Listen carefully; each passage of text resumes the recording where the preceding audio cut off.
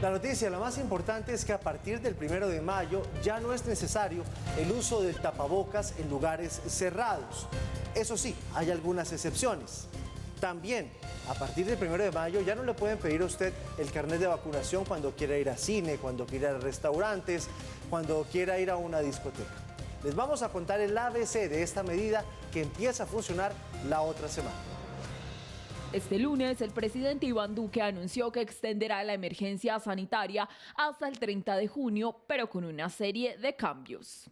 Uso de tapabocas. El uso del tapabocas ya no será necesario en espacios cerrados ni al aire libre. Vamos a empezar a desescalar medidas no farmacológicas. Y estas son las medidas que quiero compartirles a ustedes. A partir del 1 de mayo, se va a retirar el uso del tapabocas en espacios cerrados. Sin embargo, usted tendrá que seguir usando tapabocas en lugares que presten servicios de salud, hogares geriátricos, transporte y espacios educativos. Eso también teniendo en consideración que todavía mantenemos una baja cobertura de vacunación en los niños de Colombia. Para implementar la medida, las autoridades deben tener en cuenta que los municipios superen el 70% de la vacunación con doble dosis y el 40% de la población cuente con la dosis de refuerzo. Carné de vacunación. El gobierno también decidió eliminar la exigencia de este documento. A partir del 1 de mayo se va a derogar el decreto 1615 de 2021, que elimina la solicitud del carné de vacunación para quienes entran a eventos públicos y privados de carácter masivo. Viajeros internacionales. A los viajeros de otros países que vengan sin vacuna, pero deben suplir tanto los que tienen una sola vacuna como aquellos que no estén vacunados con una prueba de PCR no mayor a 72 horas o una prueba de antígeno no mayor a 48 horas. Los epidemiólogos calificaron como un mensaje positivo el anuncio, pero pidieron guardar algunas precauciones. Debemos tener un buen uso del tapabocas antes y después de la pandemia, cuando tengamos síntomas gripales. Y no estoy hablando por COVID, estoy hablando del resfriado común. De acuerdo con el DANE, 525 municipios del país tienen el 70% de la población vacunada con 2 dosis y solo 78 municipios cuentan con el 40% de la población con dosis de refuerzo. Y luego del anuncio del presidente de eliminar el uso obligatorio del tapabocas en lugares cerrados a partir del 1 de mayo, pues hacemos la pregunta a ustedes. ¿Usted dejará de utilizarlo? ¿Sí o no? ¿Sí o no? Vamos al final del noticiero a mostrarles qué opinan nuestros televidentes. Paula, y le hago la pregunta a usted. ¿Usted va a dejar de utilizar el tapabocas o no en lugares cerrados? Porque usted es muy cuidadoso. Eso le iba a decir, por supuesto que no. Yo todavía no me siento capaz. Para mí es como salir pues casi que en pelota a la calle, salir sin tapabocas. Sabe que yo he sido la loca del COVID. Por ejemplo, en un ascensor no soy capaz de subirme sin tapabocas. Si alguien está muy cerquita de mí, me lo voy a poner. Entonces, en conclusión, voy a andar con él en el bolsillo. ¿Hasta cuándo? Ay, no sé, por lo menos un año más, es lo que le digo. No puedo, es que no puedo, porque el COVID sigue ahí. Bueno, pero sabe que no es la única, porque salimos a las calles y le preguntamos a muchos ciudadanos y dijeron, mire, yo por si las moscas me lo voy a dejar puesto. Pero otros dicen, no, aquí hasta aquí. Ahora sí vuelve la normalidad, me lo quito y arrancamos la vida como estaba antes de la pandemia. Bueno, por lo menos ya sépalo que a partir del 1 de mayo ya no es obligatorio tener el tapabocas en lugares cerrados. Ya está en usted si quiere seguir usándolo o no. Cambiamos de tema, Paula, porque hay mucha preocupación en Bogotá. Otra vez la bendita inseguridad en la capital de la República. Fueron 3 personas las que fueron desaparecidas este fin de semana por cuenta de escopolamina. Aparecieron 2 y una infortunadamente está muerta. Sí, es cierto, en las redes sociales se movieron mucho estas 3 desapariciones, haciendo como esa cadena para ver quién tenía información del uno, del otro, entre ellos un estudiante de la Universidad Javeriana. Como usted lo decía, Giovanni, 2 de estas personas desaparecidas, pues afortunadamente aparecieron, estaban bien desubicadas, y la información que tiene la policía inicialmente es que sí hubo uso de escopolamina en ellos. Una tercera persona pues sí perdió la vida, y eso es lo que preocupa. ¿Qué está pasando? ¿Está regresando esta modalidad de robo? Bueno, pues aquí los ponemos en contexto. Así quedó registrado el momento en el que Juan Andrés López, estudiante de Ingeniería Civil de la Universidad Javeriana, se reencontró con sus familiares luego de ser hallado por la policía el domingo en la localidad de Santa Fe. Informarles este momento nos encontramos ya con Juan Andrés, aquí en la estación del Saquillo. Quería agradecerle en general. El joven fue reportado como desaparecido el 21 de abril, día en que había sido visto por última vez a las 9:30 de la noche, cuando salía de ese claustro académico con dirección al Parque Nacional. El Cuerpo Oficial de Bomberos había realizado una búsqueda en la parte alta de ese sitio y en riberas del río Arzobispo. El joven Juan Andrés López fue encontrado por unidades policiales que se encontraba en el sector de Santa Fe, Cerros Orientales, el cual estaba desorientado, sin algunas prendas de vestir. Pero este no fue el único caso en Bogotá. Los familiares de Jaime Andrés Vega reportaron que salió en una camioneta el viernes en la noche y durante 2 días no se supo nada acerca de su paradero. La policía confirmó en la tarde del domingo que esta persona ya se había comunicado con sus familiares y seres queridos. Buen día a todos. Les agradezco mucho la solidaridad con Jaime y la familia. Apareció en horas de la madrugada con sustancia desconocida. Entre tanto, Hernán Felipe Mejía, con 39 años de edad y quien desapareció este viernes 22 de abril cuando salía del restaurante Mesa Franca en la localidad de Chapinero, fue encontrado sin vida. Las primeras informaciones indican que en los 3 casos hubo uso de escopolamina, por lo que las autoridades están en alerta. Es prudente esperar los resultados de medicina legal, médicos legistas, con el fin de que nos ratifiquen cuál fue la causa, si hubo ingesta de alguna clase de bebida o de sustancia química que haya afectado el normal comportamiento de estas personas y la muerte directamente del joven Felipe Mejía. Por su parte, familiares siguen buscando a Manuel Antonio Garzón Gil, un adulto de la tercera edad que fue visto por última vez el pasado 7 de abril cuando salió de su casa para hacer una diligencia bancaria. Según cifras oficiales, hasta el 28 de febrero se han registrado 311 casos de desapariciones en Bogotá. La Fiscalía General tiene a disposición de la ciudadanía el mecanismo de búsqueda urgente para que las autoridades activen el rastreo de personas que se presumen desaparecidas sin esperar el tiempo que determina la ley. No es el único caso. A una niña de apenas 14 años la apuñalearon por no entregar su celular. Iba acompañado con otras amiguitas. Ella sí tenía celular. En la herida que le causaron, le comprometieron el pulmón y un poquito el corazón. La niña está siendo atendida en el Hospital de la Misericordia en el centro de Bogotá. El caso ocurrió después de que la niña saliera de su colegio ubicado en el sector del Recreo en Bosa. La menor de edad fue abordada por 5 delincuentes. Uno de ellos la apuñaló en el corazón y en el pulmón. La menor se encuentra estable, sin deterioro y a la espera de evolución para definir posible egreso. Herida, la niña pidió ayuda en un CAI y fue trasladada inicialmente a la Clínica Roma. Ya estamos anudando todos los esfuerzos pertinentes para poder esclarecer este desafortunado caso, donde es comprometida la integridad de esta menor de edad. Cabe afirmar que hemos estado en constante comunicación con la familia, donde nos indican que ella ha tenido una evaluación médica satisfactoria. Es atendida en el Hospital de la Misericordia y podría ser dada de alta en las próximas horas. Y en esto no se salva, Paula, ni siquiera las mascotas. Increíble, ¿no? Ayer en Red Más Noticias, en nuestra emisión de fin de semana, les mostramos un video del robo de un perrito. Eso se está volviendo costumbre aquí en la capital de la República. Nos han pedido nuestros televidentes que lo quieren volver a ver. Quiero mostrarles lo que pasó en un sector de Bogotá, con el robo también de mascotas. Viene esta motociclista, está la señora con su perrito, sacándole a hacer sus necesidades, y mire cómo se lo llevan. Arrancan y jalan al perro, llevándose al perro colgando de la moto y jalan a la señora. Esto es absurdo, este nivel de inseguridad que hay en la capital de la República. Es lo que está pasando. Casos de escopolamina, casos de una niña de 14 años que la apuñalan, le comprometen el pulmón, parte de su corazón, la niña está en delicado estado de salud, y así se están robando también a las mascotas. Es lo que está pasando en la capital de la República. Están ahora, Giovanni, extorsionando a los dueños de este perrito que es un cachorrito, tiene como un mes nomás, es un bulldog, pues para devolvérselos. Lo hemos hablado aquí más de una vez. Ya los ladrones también se dieron cuenta de lo importante que son las mascotas para las familias. Uno los quiere casi que como un hijo. Entonces, ¿qué dijeron? Aquí también se puede sacar réditos.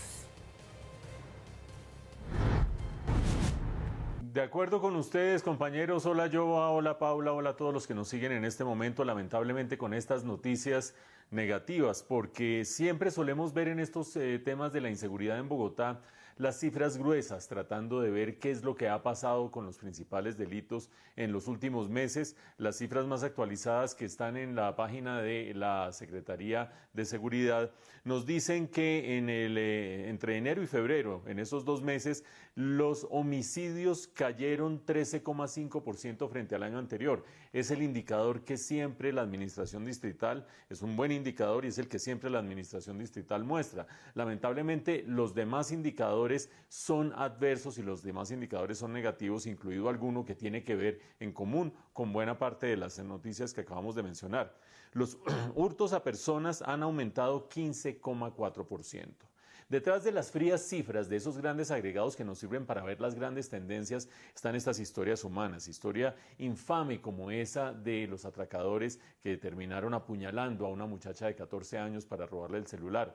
Hay que tener no solamente una falta de empatía absoluta por el prójimo, sino además sangre fría y además ningún tipo de miramiento para con una niña que a duras penas podría defenderse. Estos son unos asesinos de primer nivel. La niña se va a salvar seguramente, eso dice la institución médica, pero que tienen alma de asesinos, tienen alma de asesinos.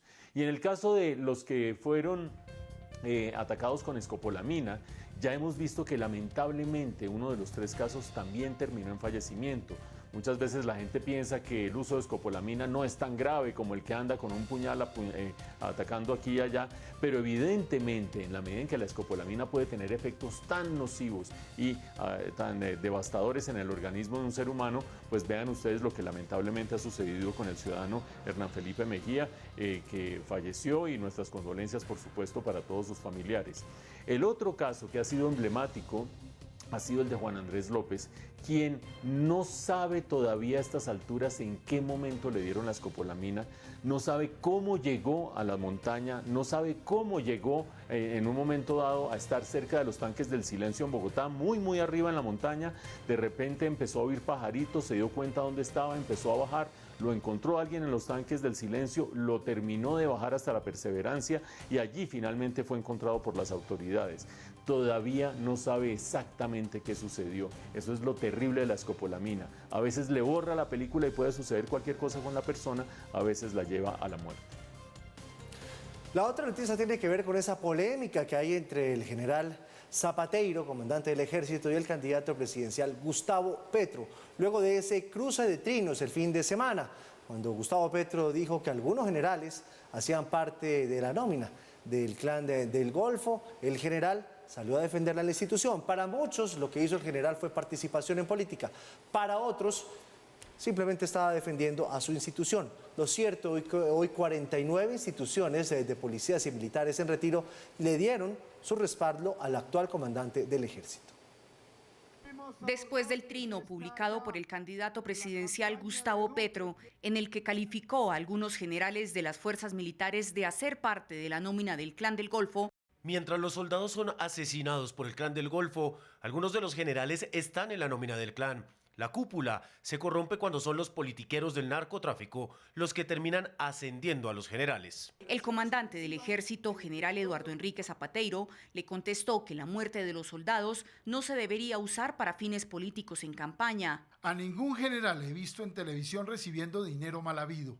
Los colombianos lo han visto a usted recibir dinero en bolsa de basura. El sábado pasado, desde Montería, el líder de la Colombia Humana volvió a referirse al rol que deberían cumplir los militares en su eventual gobierno.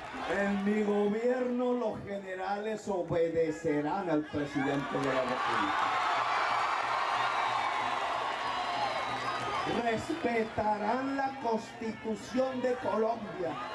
Ante el vaivén de mensajes entre Zapateiro y Petro, la Procuraduría le abrió una indagación preliminar al oficial para determinar si éste habría participado o no en política. Pero, ¿quién tiene la razón? Mientras que el senador electo Humberto de la Calle cuestionó lo dicho por el general a través de este trino. La gravedad del trino del general Zapateiro contra Petro va más allá de la coyuntura. Está impulsando la politización de quienes portan las armas, pero no para defender la Constitución y la soberanía, sino como instrumento de lucha de partidos. Las asociaciones de militares de la reserva y en retiro apoyan en pleno al alto oficial. Apoyamos al comandante del ejército en su reclamo ante la ofensa generalizada del candidato de la extrema izquierda en contra de la institución militar. Recordemos el discurso del expresidente Lleras Camargo en el año 58, en mayo del 58, en donde él, además de exigirle a los militares mantenerse marginados de la lucha política, le exige también a la clase política no atacar la moral de la institución militar. El cruce de opiniones entre el político y el militar hizo reaccionar a 49 asociaciones de oficiales, suboficiales, soldados, agentes de la reserva y pensionados de las fuerzas militares, quienes emitieron un comunicado conjunto respaldando al comandante del ejército. Se refirieron además al eventual escenario en el que el candidato del pacto histórico llegara a ser el primer mandatario del país. En el caso particular de Petro, que ha sido un enemigo permanente, ha asesinado a nuestras gentes, su organización en épocas anteriores, pues yo veo muy difícil que tenga unas fuerzas armadas sólidas bajo su comando. La carta de los militares en retiro finaliza exigiéndole a Petro que evite declaraciones que busquen réditos electorales. Y en medio de toda esta controversia, la integrante de la primera línea, alias Simona, recordada por haber ingresado encapuchada a la Catedral Primada de Bogotá a lanzar arengas, se metió en la polémica. Propone acabar con la fuerza pública, con las fuerzas militares. Luego de que alias Simona irrumpiera días atrás en la Eucaristía que se llevaba a cabo en la Catedral Primada de Bogotá con la intención de lanzar arengas a feligreses de la Iglesia Católica, la mujer vuelve a reaparecer. Esta vez en su Twitter, en donde publicó un mensaje en contra de las fuerzas militares. En él propuso abolirlas. Esto no se trata de Zapateiro, ni de Mario Montoya, ni de Plazas Vega. Ellos son solo el ejemplo de una institución que está completamente corrompida. Por eso la apuesta debe ser por la abolición de las Fuerzas Armadas como un paso de la eliminación de las relaciones de poder. Alias Simona, quien dice pertenecer a los Cascos Azules de Chile y a la primera línea de Bogotá, ya había arremetido contra la fuerza pública, indicando que el ESMAD debería desmontarse. Bueno, ahí están los detalles de este debate entre el candidato Gustavo Petro y el general Zapateiro. Un debate en el que ustedes veían en nuestra nota, nos preguntábamos quién tendrá la razón. Y lo más probable es que ninguno de los dos la tenga por lo menos plenamente, y voy a tratar de ilustrar para que ustedes saquen sus propias conclusiones. Empezando por el trino del candidato Gustavo Petro, que dice, ustedes ya vieron la nota, mientras los soldados son asesinados por el Clan del Golfo, algunos generales hacen parte de la nómina del Clan del Golfo. Detengámonos en dos de estas expresiones que están contenidas en ese mensaje.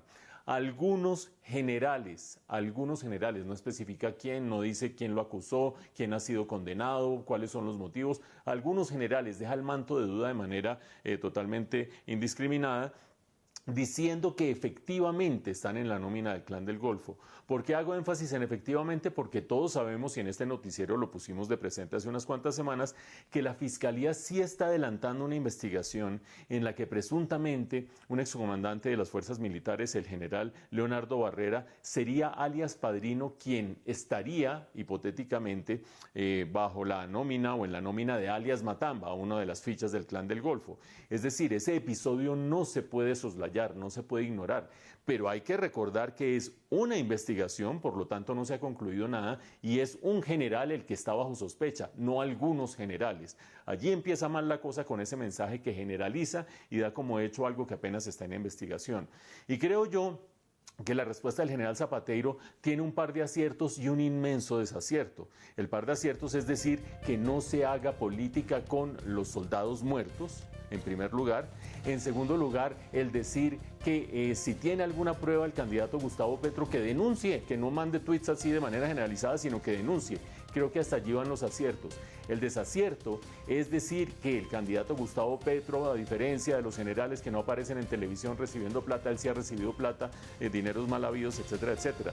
La Corte Suprema de Justicia se inhibió de investigarlo, dijo que esa plata era legal, pero aparte de eso, las fuerzas militares no deben ser deliberantes, no señalar a un candidato que me gusta o que no me gusta y que este debe ser o el otro no debe ser. Ese no debe ser el rol de las fuerzas militares en ningún país que se precie de ser una democracia. Por lo tanto, desatinos aparte y en parte también unos aciertos de uno y otro lado, pero sobre todo arrancando por una generalización basada en una premisa falsa. Sobre este caso, la Procuraduría abrió una indagación preliminar para tratar de determinar si lo que hizo el general estuvo bien o estuvo mal. Doctor Jaime Bernal Cuellar, ex Procurador General de la Nación, muy buenas noches, bienvenido a Redman Noticias. Muy buenas noches, muy amable por su invitación. Doctor Bernal, ¿el general en su opinión incurrió en un error o simplemente actuó para defender a la institución?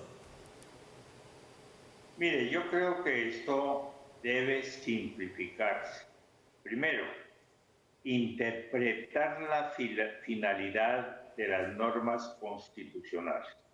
Estoy observando afirmaciones de diferente naturaleza que desbordan el marco de la norma constitucional.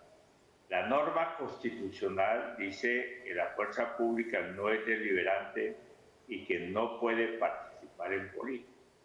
El concepto de deliberante no significa que no puedan rechazar un agravio que se haga contra la fuerza pública.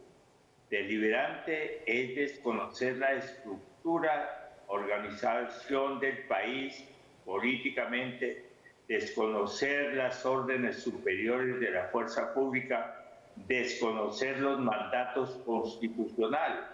Es abrir un espacio de debate de contenido político. Pero el afirmar que se ha atentado, que se ha agraviado a la fuerza pública, es un rechazo y respaldo a la moral de la fuerza pública. Participar en política no es simplemente hablar o no hablar de un candidato. Participar en política es hacer o estar dentro de un grupo que se opone o respalda a un candidato. Lo que ocurre aquí en el país, y lo quiero decir con toda franqueza, es que algunas campañas políticas, en cambio de hacer propuestas que mejoren la situación del país, económica, política, social, se han convertido en agravios permanentes contra unas y otras personas. Lo dicho por el señor Petro no es un acto de política, es un acto de agravio contra la fuerza pública. La respuesta o rechazo a un agravio no puede ser por ningún motivo, respetando los criterios de varias personas que he oído decir que es un acto político. El acto político tiene un contenido diferente, la deliberación tiene un contenido totalmente diferente, que es el antagonismo entre dos ideologías o propuestas verdaderamente de contenido político. Pero esto estaríamos privando a las autoridades, bajo el aspecto o interpretación equivocada, que deliberar es que no se puede decir nada, que quedan en la posición de desventaja de no poder rechazar un agravio, no un acto político, porque el hacer esas afirmaciones no es acto político, y lo dicho por el señor general, no es respaldar, ni rechazar, ni conseguir votos o perder votos para un determinado candidato, cualquiera que sea. Ex procurador, entonces, si le entendemos bien aquí, la interpretación que se podría dar es que el general Zapateiro respondió ante una conducta personal del candidato Petro y no ante una conducta política. Una interpretación perfecta la que usted ha hecho frente a mis afirmaciones. Es que decir que una persona es contrabandista, que trafica en drogas, eso no es acto político. Lo que ocurre es que en algunas campañas desviaron lo que debe ser una campaña política de propuestas para el Estado y se convirtió en agravios permanentes. La fuerza pública hay que respetarla. Y yo pienso que el señor general simplemente dio una respuesta, no afortunada, si usted la quiere manifestar así, de rechazar un atentado contra la moral de la fuerza pública. En cuanto al proceso, señor ex procurador, ¿qué sigue? Cuando se hace una indagación previa, ¿qué es lo que busca determinar? Yo respeto profundamente la posición de la Procuraduría, una institución desde todo el punto que admiro y respeto. La indagación preliminar es simplemente constatar. Me imagino establecer el contexto en que se produjo las afirmaciones y llegar al punto de determinar si lanzar un improperio, que es gravísimo, eso es un acto político de campaña. Yo eso no lo puedo considerar como parte de una campaña política, porque de lo contrario aquí vamos a llegar a un punto que por ser un candidato, cualquiera que sea, puede hacer toda clase de agravios contra las instituciones y no pasa absolutamente nada, ni nadie las puede rechazar. Me parece que sería una postura supremamente delicada para el país, donde hay una polarización y ahora le agregan que los candidatos pueden hacer agravios de cualquier naturaleza y nadie los puede rechazar. Lo digo con profundo respeto. Pues es el ex procurador general de la Nación, Jaime Bernal Cuéllar. Muchísimas gracias por estar con nosotros y feliz noche. Muy amable por su invitación, muy gentil. En el Valle del Cauca, el candidato Federico Gutiérrez se propuso un plan de educación gratuita que cobijará a 1 millón de jóvenes en el país. Aseguró que las altas cifras de desempleo juvenil están relacionados con la mala calidad educativa y la falta de acceso a las instituciones. Según Federico Gutiérrez, son dos frentes los que se deben combatir para garantizar la educación en el país. El primero es reducir los índices de deserción escolar y el segundo, promover el acceso a las instituciones educativas, por lo que promete que en su gobierno 1 millón de jóvenes tendrán acceso a la educación superior gratuita. Y como tenemos que apoyar a los jóvenes para que puedan estar estudiando, también pasar de Jóvenes en Acción de 400.000 que son hoy beneficiarios a 1.200.000. Para el exalcalde de Medellín, las altas cifras de desempleo juvenil están relacionadas con la mala calidad de la educación en Colombia. Cuando uno mira las tasas de desempleo juvenil, que por ejemplo en ciudades como Quibdó son superiores al 34%, en Pasto superiores al 26%, ni que hablar en Cali cercanas al 20%, en Popayán cercanas al 34%, va de la mano desde la mala calidad educativa, pero también de la falta de acceso a educación superior. Otro de los objetivos es reducir la deserción escolar a una tasa del 2.5%. 246.000 niños, niñas y jóvenes se salieron del sistema académico. Hay que volverlos a llevar al sistema escolar y tiene que haber una nivelación que vamos a promover. El candidato del Equipo por Colombia aseguró que va a ampliar la conectividad en las zonas rurales del país para lograr estos objetivos. Y una vergüenza para el fútbol, otra vez, una batalla campal en el mismo sitio, en el estadio del Unión Magdalena, en el Sierra Nevada. Carlitos, y ahora con muerto a bordo, qué tristeza. Así es, Giovanni, pues lo peor es que ya teníamos un aviso, lo vimos hace prácticamente unas semanas, con unas imágenes que ya también protagonizaron en este mismo estadio, pues es que ahora ha vuelto a pasar esa batalla campal y como bien decías, ahora es que encima hemos tenido un muerto, lo que nunca esperamos ver un estadio de fútbol. Lo peor es que las instituciones en este momento, Giovanni, miran básicamente para otro lado, al igual que también los clubes y todo el que tiene una carta de responsabilidad en todo este asunto. De momento esperaremos por lo menos a esa decisión que debe venir del comité de la DIMAYOR, la cual, pues de momento no tenemos, la verdad, mucha fe de que pueda ser ejemplar y fuerte. Por lo menos lo previsto es que cierren la grada por lo menos unas cuantas fechas, se puede estar hablando de 10 e incluso más fechas. Mañana sí que tendremos, eso sí, la conclusión final tras esta reunión del comité. Pero con un agravante. Antes los muertos estaban fuera del estadio, ahora fue adentro del estadio. No, imposible, donde no toman medidas más fuertes. Yo te puedo decir una cosa, yo lo de ayer, lo antes de ayer, la verdad no lo había visto en un campo de fútbol, o por lo menos de esa manera. Ya lo habíamos visto por lo menos un aviso hace 3 semanas, pero es que lo de ayer se nos salió de las manos. Esperemos por lo menos que el castigo deba ser ejemplar. Brandon Somoza perdió la vida el sábado en la noche en el estadio Sierra Nevada de Santa Marta. Otra víctima de la violencia disfrazada bajo una camiseta.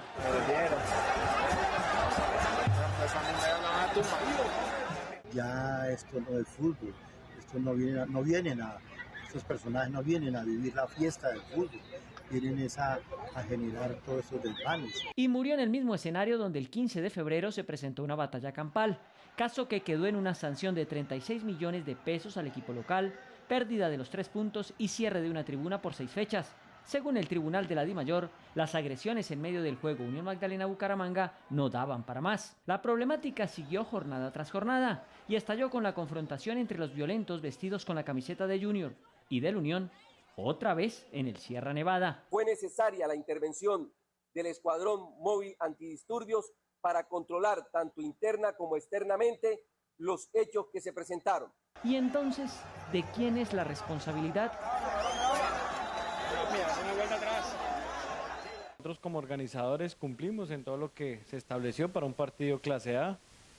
Lastimosamente, así un escenario sea este o el que sea, puede tener los policías, puede tener los organismos de socorro que quiera, pero si las personas que van al espectáculo deportivo no se van a comportar, ténganlo por seguro que no habrá pie de fuerza que los pueda controlar. 650 policías y medidas de seguridad que ya no son suficientes, mientras aumentan los números de fallecidos bajo la sombrilla de la violencia futbolera.